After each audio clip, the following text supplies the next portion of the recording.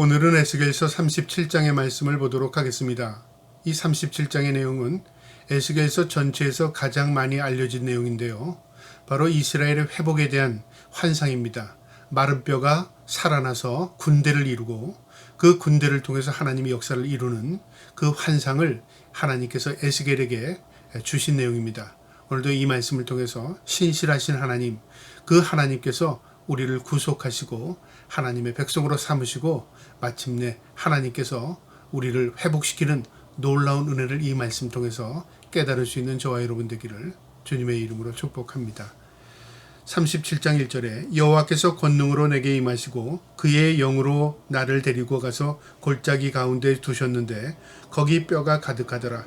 하나님께서 포로 생활 가운데 있는 이 에스겔을 환상 가운데 그를 이끌어내셔서 골짜기 가운데로 그를 이끌어내셨습니다. 그런데 그 골짜기가 어떤 골짜기냐면 바로 공동묘지와 같은 마른 뼈들이 흩어져 있는 그 골짜기로 하나님께서 에스겔을 환상 가운데 이끌어내셨습니다. 그리고 2절에 나를 그 뼈 사방으로 지나가게 하시기로 본즉 그 골짜기 지면에 뼈가 심이 많고 아주 많았더라.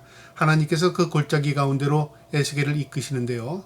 에스겔이 사방을 쳐다보니까 모두 시체, 모두 뼈가 내둥글고 있었다 그 말이죠. 그러니까 절망 가운데 있는 희망이라고는 하나도 없는 그 골짜기로 지금 에스겔을 이끌고 그 상황 가운데서 에스겔을 지금 뭔가를 보여주시는 겁니다. 3절에 그가 내게 이르시되 인자야 이 뼈들이 능히 살 수 있겠느냐 하시기로 내가 대답하되 주 여호와여 주께서 아시나이다. 하나님께서 그 골짜기에서 에스겔에게 묻는 겁니다. 에스겔아 이 뼈들이 살아날 수 있겠느냐? 그걸 물은 겁니다. 그것은요 말할 나위가 없습니다. 살아날 수 없습니다. 이미 죽은 것뿐만 아니라 뼈로 이미 모든 살이 흩어져 있는 겁니다. 회생 불가능한 상태입니다. 그런데 에스겔이 뭐라고 하나님께 말씀을 올리냐면 하나님만이 아십니다. 내가 생각하기에는 이것은 소망이 없습니다. 근데 하나님께서 하나님 하실 수 있습니다. 뭐 그런 의도도 있었겠고요. 하나님 그거 아십니다. 하나님께 그것을 다시 지금 반문하는 겁니다. 4절에요. 또 내게 이르시되 너는 이 모든 뼈에서 대언하여 이르기를 너희 마른 뼈들아 여호와의 말씀을 들을지어다. 하나님께서 에스겔에게요 이렇게 또 명령하신 겁니다. 그 마른 뼈들에게 대언하랍니다. 나 대신에 네가 그 마른 뼈에게 명령하라 그 말이죠. 뭐라고 명령하라고 하시냐면 하나님께서 그 뼈들에게 살아나라 그렇게 말합니다. 여러분 불가능한 말이잖아요. 살아날 수 없는 상태인데도 불구하고 하나님께서 에스겔에게 그 뼈들에게 외치랍니다. 살아나라 그렇게 말하라는 거죠. 5절에요. 주 여호와께서 뼈들에게 이같이 말씀하시기를 내가 생기를 너희에게 들어가게 하리니 너희가 살아나리라. 하나님께서 생기를 그에게 불어넣으면 그 마른 뼈다귀들이 다 살아나서 사람이 될 것이다 그 말이죠. 이 불가능한 명령을 하나님께서 에스겔에게 지금 명령하라고 하신 겁니다. 너희 위에 힘줄을 두고 살을 입히고 가죽을 덮고 너희 속에 생기를 넣으리니 너희가 살아나리라. 또 내가 여호와인 줄 너희가 알리라 하셨더라. 전혀 희망이 없는 이 시체들에게 하나님께서 에스겔을 통해서 명령하게 하시고 그 에스겔이 그 시체를 향하여 그 뼈들을 향하여 명령하게 하신 겁니다. 에스겔은요 하나님의 말씀을 붙들고 순종합니다. 하나님 불가능합니다. 안 됩니다. 그렇게 거부한 게 아니라 하나님의 말씀을 그저 받고 순종할 따름이었습니다. 7절에요. 이에 내가 명령을 따라 대언하니 대언할 때 소리가 나고 움직이며 이 뼈 접보가 들어맞아 뼈들이 서로 연결되니라. 놀라운 기적적인 일들이 에스겔이 보는 가운데 나타나는 겁니다. 그런데 중요한 사실은요. 순종이 제사보다 낫다는 말이 있습니다. 순종을 통해서 역사를 이룹니다. 우리가 하나님의 말씀에 놀라운 역사 힘이 있습니다. 그런데 언제 그 말씀의 힘이 나타나냐면요. 우리가 말씀대로 살아갈 때 하나님의 능력을 경험하게 되는 겁니다. 순종할 때 우리가 하나님의 역사를 이루는 것입니다. 이 에스겔은요. 하나님의 말씀을 대언했고 그 말씀을 통해서 놀라운 기적을 그가 보게 되는 겁니다. 그 뼈들이 살아나는 것을 보게 된 겁니다. 내가 또 보니 그 뼈에 힘줄이 생기고 살이 오르며 그 위에 가죽이 덮이니 그 속에 생기는 없더라.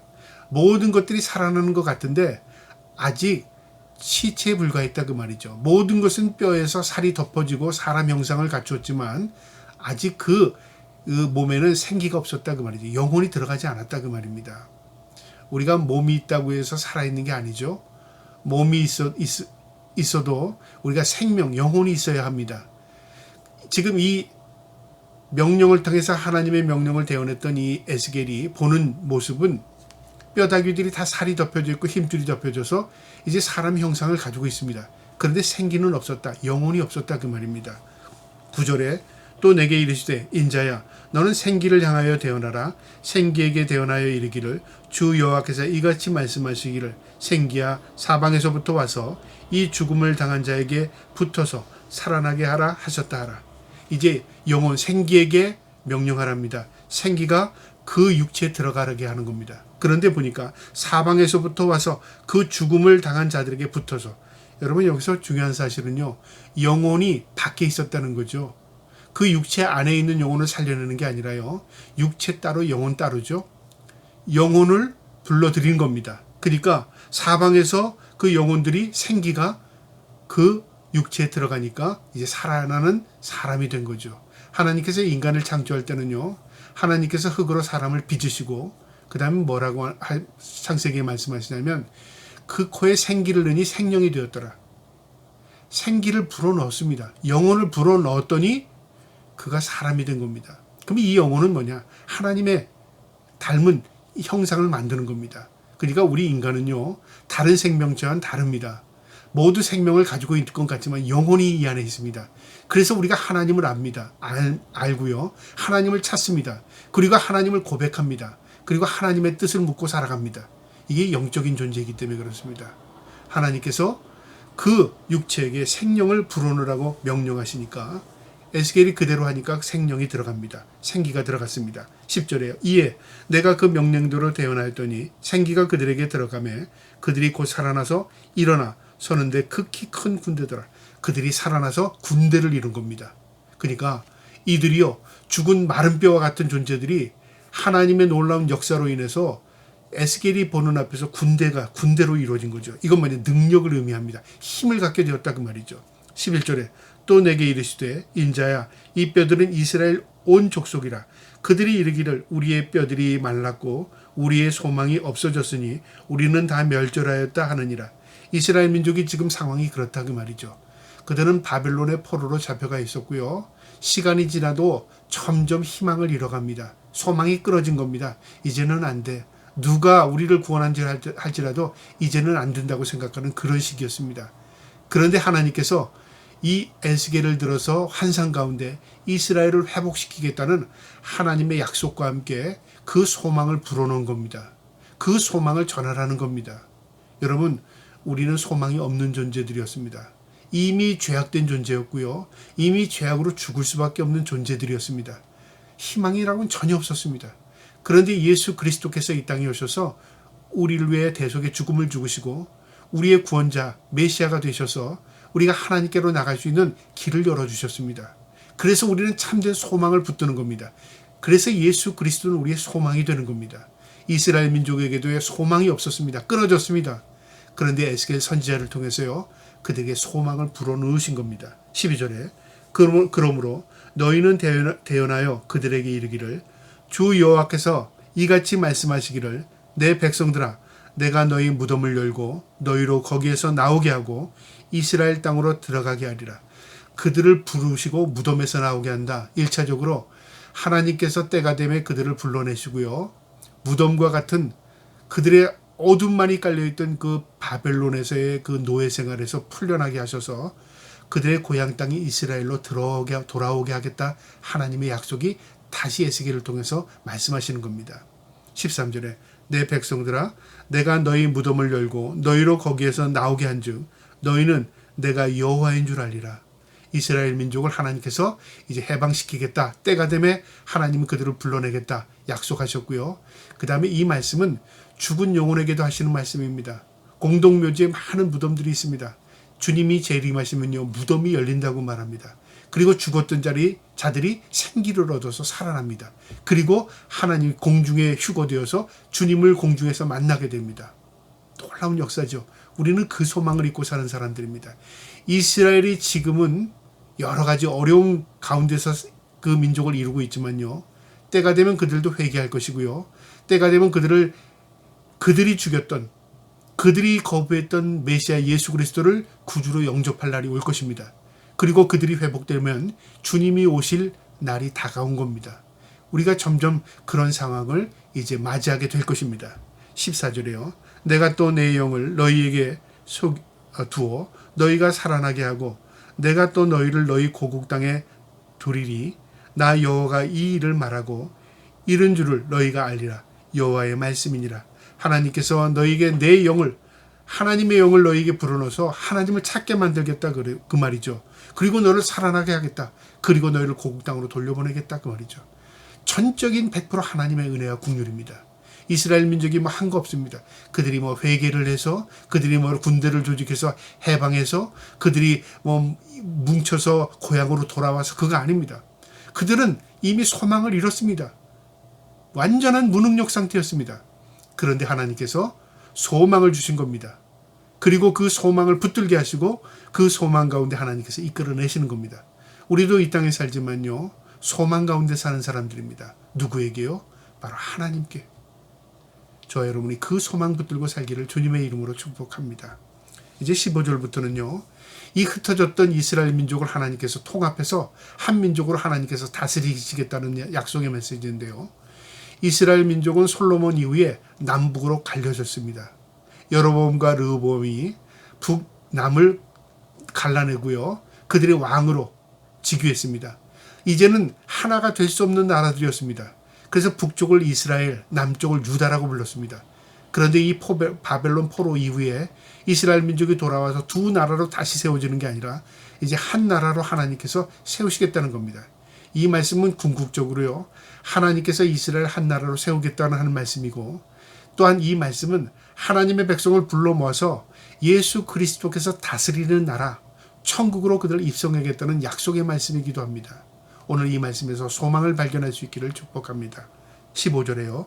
여호와의 말씀이 또 내게 임하여 이르시되 인자야 너는 막대기 하나를 가져다가 그 위에 유다와 그 짝인 이스라엘 자손이라 쓰고 또 다른 막대기 하나를 가지고 그 위에 에브라임의 막대기 곧 요셉과 그 짝 이스라엘 온 족속이라 쓰고 막대기 두 개를 가져다가 하나는 유다, 하나는 이스라엘, 하나는 북쪽, 하나는 남쪽의 이름을 쓰라 그 말이죠. 그리고 이 두 막대기를 붙이라 그 말입니다. 7절에 그 막대기들을 서로 합하여 하나가 되게 하라. 내 손에서 둘이 하나가 되리라.